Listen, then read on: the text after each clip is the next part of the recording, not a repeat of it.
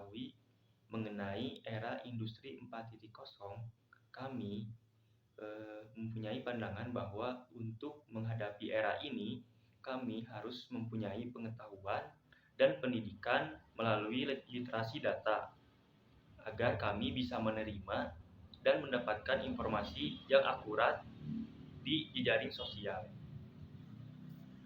Sebuah masyarakat belajar atau learning society memiliki karakteristik khusus. Mereka akan membiarkan anggota-anggotanya dalam mengembangkan diri dan juga belajar sesuai kebutuhannya. Yang terpenting, tidak bertentangan dengan dasar-dasar bernegara atau bermasyarakat. Nah, kebebasan masyarakat saat belajar ini sesuai dengan semangat demokrasi yang ada di Indonesia. Pada hakikatnya, pendidikan demokrasi merupakan upaya membimbing peserta didik menuju kedewasaan demokrasi dengan cara mensosialisasikan atau mentransformasikan nilai-nilai demokrasi agar bisa mencerminkan perilaku berbangsa dan bernegara yang demokratis.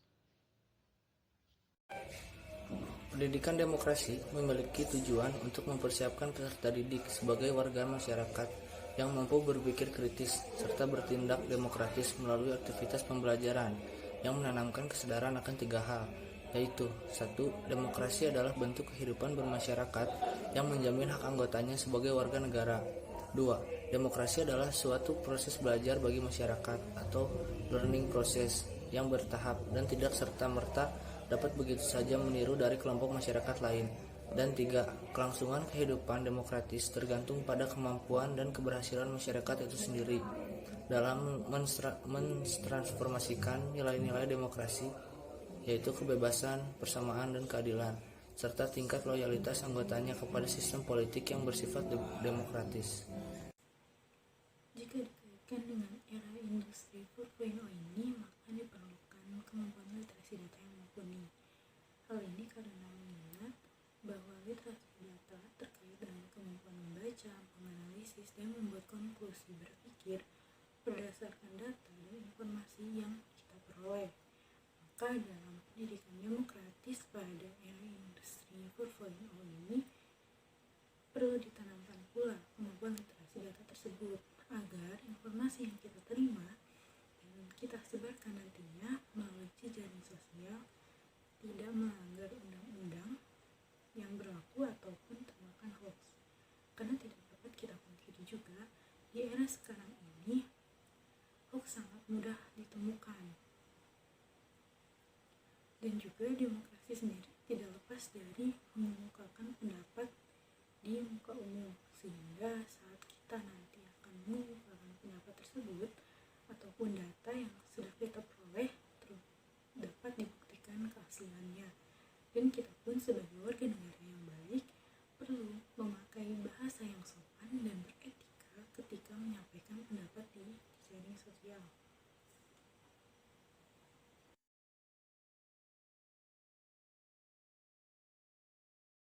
Karena mungkin saya di sini selaku kepala sekretariat PDI Perjuangan Kota Bandung mungkin akan menjawab beberapa pertanyaan dalam wawancara terkait tugas dari mahasiswa dari UPI. Pertanyaan yang pertama tadi terkait kondisi demokrasi di Indonesia. Demokrasi di Indonesia itu mengalami beberapa perubahan, mulai dari zaman kemerdekaan, terus masuk ke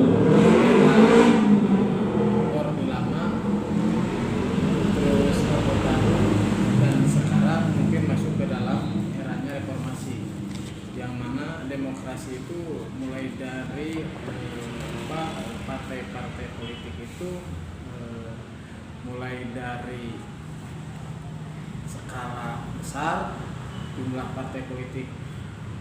Orde Baru masuknya kecil, partai politik cuma 3, dan sekarang itu banyak gitu ya.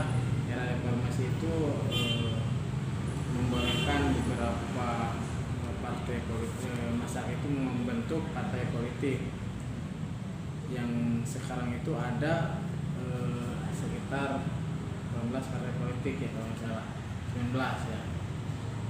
Nah, mungkin itu menjadikan barometer kepada dunia tentunya bahwa Indonesia itu Indonesia yang demokrasi yang masyarakatnya bebas, demokrasi yang bisa memilih atau bisa masyarakat itu bisa menyimpan dari wakil-wakil rakyatnya gitu melalui partai politik, dan juga untuk ditempatkan sebagai wakil di DPR RI gitu ya. Kalau di daerah ada di provinsi, ada di kota juga. Demokrasi yang sangat luas sekali sih sebetulnya. Bisa menyalurkan Nah, aspirasi untuk masyarakat. menyalurkan aspirasi masyarakat tentu juga kan sebagai fungsi legislatif itu sebagai pengawasan dari pemerintah, jalannya pemerintahan, fungsi pengawasan, fungsi anggaran, fungsi undang-undang dan peraturan yang dibuat oleh wakil-wakil rakyat, dan juga mungkin perubahan itulah yang sampai sekarang ini demokrasi di Indonesia mungkin yang cukup baik, walaupun ada beberapa pro kontra. Wajar kalau di masyarakat seperti itu. Karena pasti ada yang pro kontra. Ya, gitu. Hal yang wajar gitu, lumrah banget. Ya. Kalau dari yang tadi Bapak jelaskan gitu ya Pak. Nah, untuk kedepannya apa aja sih Pak yang perlu ditingkatkan gitu agar demokrasi di Indonesia itu berjalan itu dengan ya bisa dibilang lancar gitu. Nah, untuk kedepannya tentunya juga kami dari Partai Politik PDI Perjuangan itu mencoba meningkatkan kepercayaan kepada masyarakat, tentunya dengan kerja-kerja yang real, dengan menempatkan wakil-wakil di legislatif, yaitu dari kami itu bahwa kepercayaanlah yang utama guna memberikan yang terbaik untuk masyarakat, dan memihak kepada masyarakat kecil tentunya juga melalui kebijakan-kebijakan politik seperti itu. Nah, kalau dikaitkan dengan demokrasi, apakah Indonesia itu udah siap belum sih menghadapi era industri 4.0 yang dimana sekarang tuh udah gencar banget ya di berbagai negara tuh untuk meningkatkan kualitasnya pelayanan dari segi mungkin dari pemerintah, baik itu ekonomi dan lain-lainnya gitu. Betul. Nah, untuk menghadapi era 4.0 itu mau tidak mau harus ditingkatkan SDM-nya juga ya, karena persaingan di era tersebut itu sangat sangat penting untuk meningkatkan kualitas kompetensi. Tentunya juga ada beberapa yang tadinya dikerjakan oleh manusia, mungkin di era yang baru itu akan menggunakan mesin dan lain sebagainya di era digital. Tentunya juga harus adanya program yang menunjang untuk meningkatkan kemampuan gitu, sehingga bisa di era tersebut bisa bersaing dengan di era digital tersebut, karena kalau tidak ditingkatkan itu ketinggalan gitu ya. Dan juga persaingan globalisasi itu terkait dengan industri-industri di negara-negara berkembang juga tentunya itu seperti itu.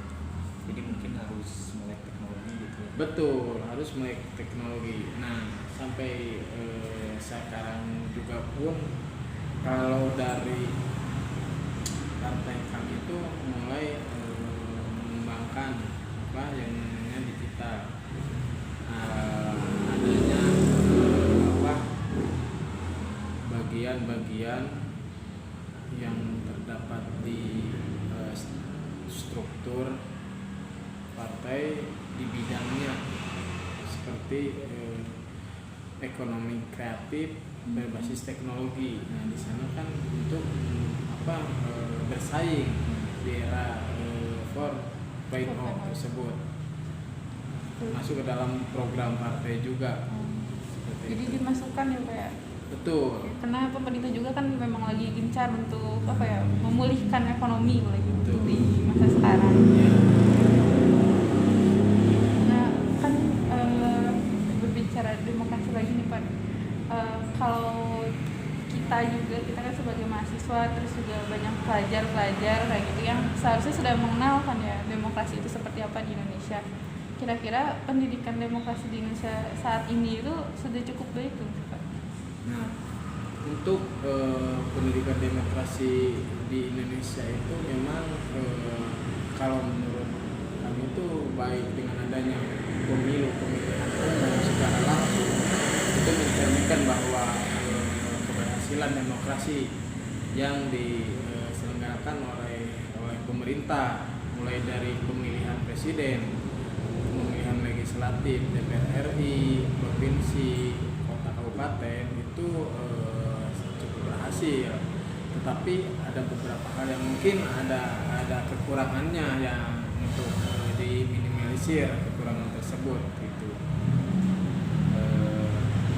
Mungkin itu sih untuk demokrasi di Indonesia. Kalau menurut kami itu ya baik Melalui pemilu itu ya Pak? melalui pemilu itu. Kalau misalkan kan pemilu itu usianya itu minimal 17 tahun itu udah punya KTP kayak gitu kan Pak ya? Betul. Nah kalau untuk di ranah sekolah nih Pak yang notabene-nya belum pada punya KTP gitu, memang harus adanya sosialisasi edukasi kepada anak-anak atau yang masih warga sekolah negara ya, gitu. muda gitu ya masih. Betul, harus adanya pendidikan politik kepada siswa-siswa yang berada di sekolah, sehingga ketika dia beranjak dewasa itu memahami apa itu artinya politik, apa artinya itu demokrasi, karena keragaman Indonesia itu berbeda-beda budaya gitu. Jadi itu sangat penting sekali ketika demokrasi untuk diberikan pendidikan kepada siswa-siswa usia sekolah untuk beranjak ke usia dewasa sebagai hak pilih. Mungkin seperti itu mungkin harus ada kebijakan secara langsung oleh pemerintah gitu, dan harus dimasukkan mungkin juga ke mata pelajaran seperti itu terkait pendidikan politik.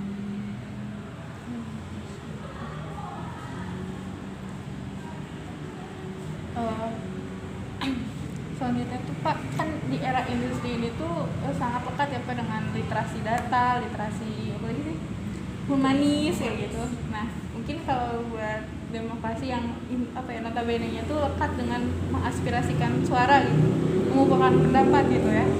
Nah di media sosial sendiri kita sering banget gitu lihat ada hoax, ada berita-berita yang cukup melenceng atau misalkan tidak sesuai dengan apa yang iya gitu. Kadang suka ada yang lebih-lebihkan, entah gitu dari judul gitu kan, judul koran kayak gitu atau di media sosial. Kira-kira apa literasi data di masyarakat Indonesia itu masih kurang atau misalkan kayak sudah cukup baik gitu? Kalau menurut kami itu untuk menyikapi hal tersebut itu memerlukan kerjasama dari stakeholder gitu ya. Tidak hanya cukup pemerintah, tapi masyarakat juga harus mengetahui terkait undang-undang yang ada di Indonesia ini. Ada undang-undang ITE gitu ya. Dalam hal tersebut ada aturan main kalau menggunakan media sosial. Dan juga sebetulnya ada positif dan negatif bagaimana kita mempergunakan teknologi tersebut melalui media sosial. Di antaranya dari segi positif adanya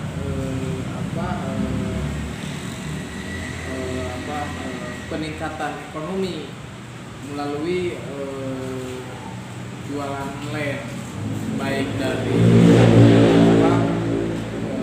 secara langsung ada dari Shopee gitu kan ya, dari Tokopedia dan lain sebagainya, itu melalui media sosial atau dari Facebook, Instagram. Itu hal-hal yang positif. Tetapi ada hal-hal juga yang negatif. Banyaknya yang terjerat kasus undang-undang karena tidak menempatkan semestinya di media sosial tersebut. Jangankan menghina atau ada kata-kata yang tidak berkenan aja, itu bisa langsung kena undang-undang, masuk ke ranah hukum. Yaitu mungkin perlu edukasi pendidikan kepada masyarakat. Mungkin kalau pemerintah sudah menyiapkan peraturan, jangan seperti ini, jangan seperti itu melalui undang-undang ITE tersebut. Tapi kan itu perlu sosialisasi kepada masyarakat dan tokoh-tokoh agama, tokoh masyarakat terkait media sosial, bagaimana cara menggunakannya, seperti itu. Ada juga kan secara positifnya, ketika kita dilanda pandemik seperti sekarang, itu sangat bermanfaat sekali media sosial seperti Zoom, gitu, Google ini kan itu menjadikan hal positif. Tidak terbayangkan kalau tidak ada media sosial tersebut, bagaimana sudah 2 tahun kita itu tidak kemana-mana, pendidikannya udah pakem. Itu kan hal yang positif adanya media sosial Zoom itu gitu ya. Mungkin seperti itu, perlunya kerjasama untuk mensosialisasikan terkait media sosial di era 4.0 itu. Kalau di PDI sendiri gitu ya Pak, apakah ada program atau misalkan rencana untuk mensosialisasikan yang sudah tadi kita bahas itu, kayak pendidikan politik atau literasi kayak gitu? Betul. Nah, di PD Perjuangan pun itu memprogramkan kaderisasi di bidang politik. Tentunya juga kami itu mengadakan diklat pertama gitu ya di tingkat PAC, nanti juga mengadakan rapat-rapat mulai dari rapat DPC, rapat PAC tingkat kecamatan, tingkat ranting melalui virtual. Nah, jadi kita itu sudah melaksanakan melalui era tersebut dengan langkah-langkah yang untuk menunjang 4.0 tersebut dengan rapat-rapat secara virtual gitu. Terus lagi ada program-program dari pemerintah disosialisasikan seperti UMKM melalui secara digital, itu disosialisasikan oleh partai kami gitu, dan juga melalui wakil kami di DPRD Kota Bandung itu mensosialisasikan PPDB secara online itu ke masyarakat. Terus lagi ketika ada kendala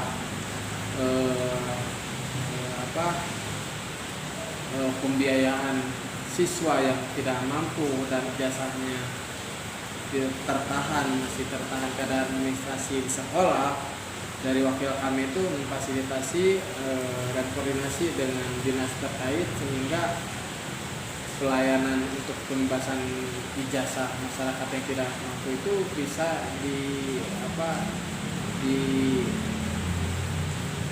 dilaksanakan atau secara online pembebasannya melalui koordinasi dengan dinas terkait, sehingga itu menjadikan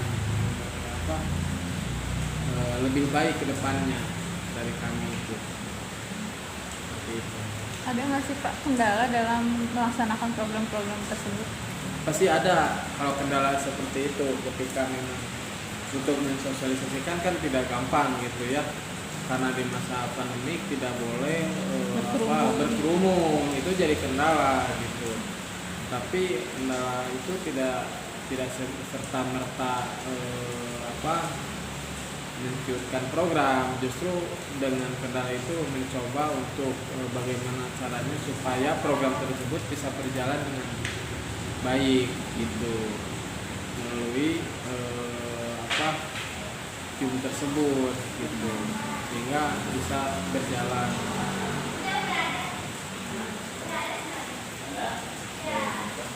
Menurut Bapak untuk kita sebagai mahasiswa nih, adakah peran yang harus kita lakukan dalam menghadapi demokrasi era industri 4.0 ini? Ya, justru peran dari mahasiswa ini yang nantinya akan menunjang dari eranya 4.0 tersebut untuk meningkatkan kualitas kemampuan individu dengan cara ya mungkin menggali lagi ilmu-ilmu yang ada di sekolah, untuk nanti ketika di luar itu, ketika lulus dari sekolah itu kita harus sudah siap dengan kemampuan. Misalkan dari bidang pendidikan, kita tetap harus menggali ilmu, bagaimana caranya ketika nanti terjun di masyarakat, terjun di pendidikan. Jadi seorang guru itu kita itu mahir teknologi gitu, secara virtual atau ada pendidikan kepada anak didik kita gitu ya. Kalau mahasiswa jurusan pendidikan, bagaimana caranya menyelesaikan tugas dengan baik melalui digital, ataupun bisa saja membuat aplikasi digital untuk supaya mempermudah pembelajaran gitu ya. Itu kita itu dituntut untuk kreatif. Jadi seorang guru itu kalau dulu gitu ya, hanya guru itu mengandalkan sampai sekarang juga papan tulis gitu kan ya, spidol, kertas. Kalau sekarang beda lagi zamannya, itu sudah mulai terkikis, eranya buku itu mulai terkikis. Nah ini bagaimana cara menempatkan di era 4.0 itu untuk mendidik siswa-siswa, itu harus dipersiapkan di era teknologi itu. Ketika contoh seperti sekarang itu kapur saja atau spidol itu sudah tidak berguna lagi gitu kan ya, karena ya tidak ada siswanya, untuk virtual yang ada virtual. Nah itu memang harus dipersiapkan sedemikian rupa gitu, kemampuan kita, kualitas kita dari segi skillnya gitu, cara penyampaiannya itu penting sekali. Dan juga peran mahasiswa itu untuk menunjang hal tersebut sebagai generasi penerus gitu di era teknologi.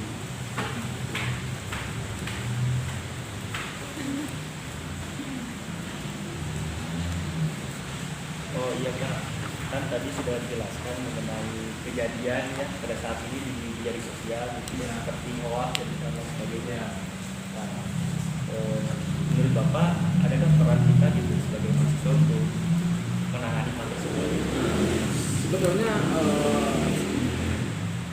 sangat berperan sekali untuk mengedukasi terkait hoax tersebut, sehingga berita tersebut tidak merugikan. Di antaranya kita harus mengkaji dulu asal usul berita tersebut dari mana, itu harus dikaji dulu betul atau tidak berita tersebut, sehingga jangan sampai ada yang dirugikan dengan berita hoax tersebut. Di antaranya yang tadi saya sampaikan, dilihat, jangan dulu di-share, dilihat, digali, dipertanyakan dari mana ini asalnya, benar atau tidak gitu faktanya. Kalau misalkan dari beritanya berita dari koran mana atau berita media TV mana, kalau ada gambar tersebut dicari apakah betul atau tidak.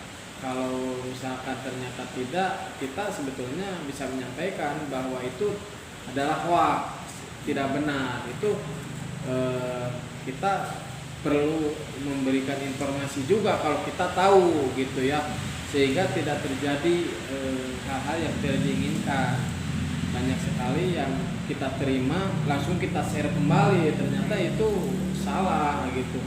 Apapun bentuknya, kita menemukan gambar atau berita itu atau video itu, kita cermati dulu betul atau tidak, dicari kebenarannya. Siapa tahu kan itu menimpa saudara-saudara kita. Sayang kalau kita tidak memberitahu, kasihan kalau ada apa-apa seperti itu. Itu sangat berperan sekali. Apalagi anak muda itu masa-masanya ya mungkin kepingin tahuan atau kepo ya. Iya, betul gitu. Makanya ada berita itu langsung karena ini menarik langsung share aja gitu, tidak tahu kebenarannya atau tidak gitu ya. Seperti itu sangat berperan sekali adanya keseriusan untuk menyikapi berita hoax. Sementara kan dari segi pemerintah juga sudah mewanti-wanti melalui kepolisian, ada sosialisasinya di billboard atau di pelang-pelang yang menyampaikan anti hoax, awas hati-hati, seperti itu. Berarti literasi data itu penting banget ya Pak? Penting banget, betul. Dan juga Pak, kalau dilihat dari beberapa survei, terus saya juga merasakan gitu Pak ya, pernah lihat juga kan di sosial media tuh banyak yang saling menghina gitu ya Pak, dan banyak juga orang yang mereka tuh gampang percaya begitu aja dengan berita bohong gitu. Berarti memang ini mencerminkan gitu kurangnya pendidikan literasi dan demokrasi di Indonesia. Betul. Makanya mungkin yang sekarang itu tidak dipungkiri, di media sosial itu dibanjiri hujatan sebetulnya sudah terlihat di demokrasi kita, mulai dari pemilihan presiden itu sudah mempertontonkan, sebetulnya memperlihatkan peran media sosial menggiring ke politik gitu ya. Nah, peran kita sebetulnya ya harus melihat lebih jelas lagi apakah itu masuk berita hoax dan tidaknya, sehingga demokrasi itu tidak dikotori dengan hal-hal yang bersifatnya fitnah seperti itu. Banyak gitu. banget ya Pak ujaran kebencian. Iya, gitu. Kenapa? Karena gitu. Bagaimana caranya untuk mencapai tujuan itu, haram pun pasti ditempuh, apalagi kalau halal gitu.